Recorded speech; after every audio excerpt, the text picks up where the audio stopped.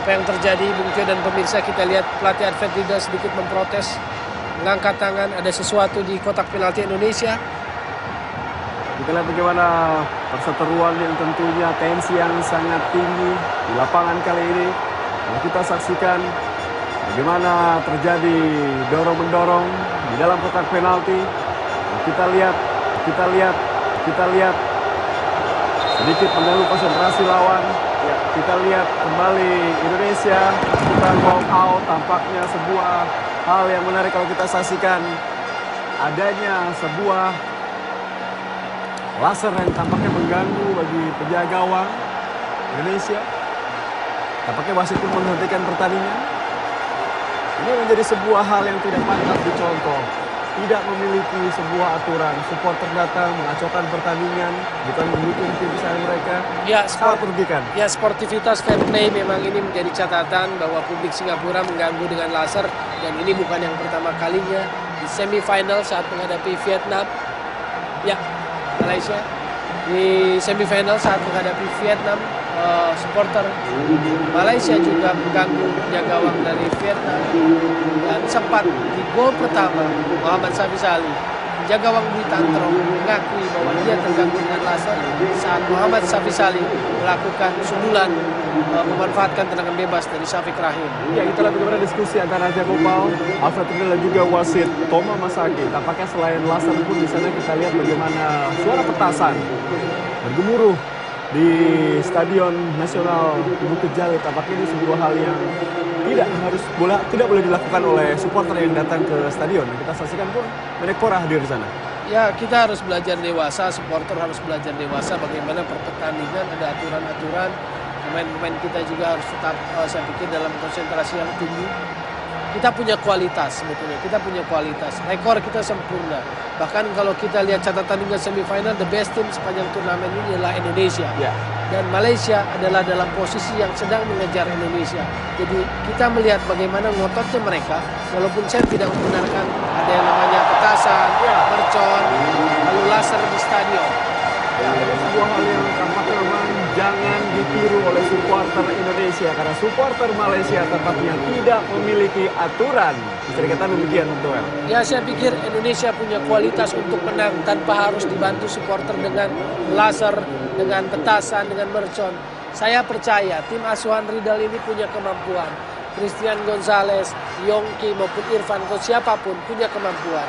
Hanya biarkanlah mereka bekerja, biarkanlah mereka berjuang. Karena mereka sebetulnya tahu bagaimana mengatasi Malaysia. Ya, jika hal ini akan tentunya merugikan Malaysia, sanksi apa yang paling berat bisa diberikan kepada FAM?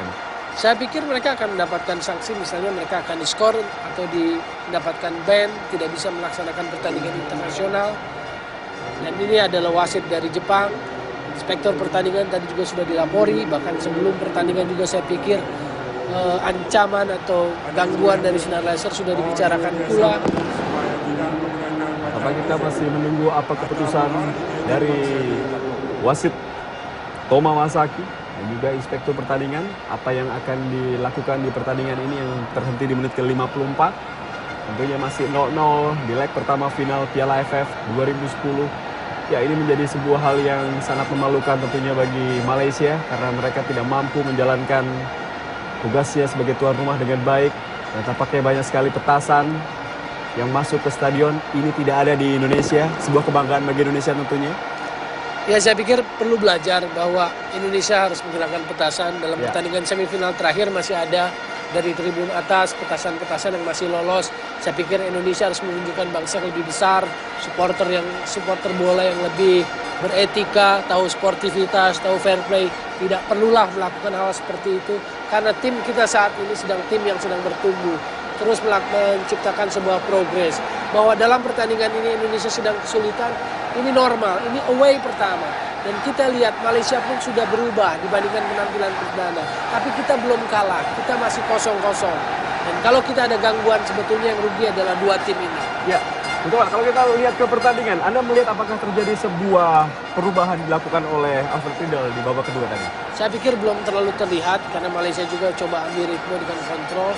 Yang pasti sebetulnya kehilangan Amirul Hadi adalah keuntungan bagi kita. Karena Amirul Hadi adalah pemain yang sangat merepotkan di babak pertama.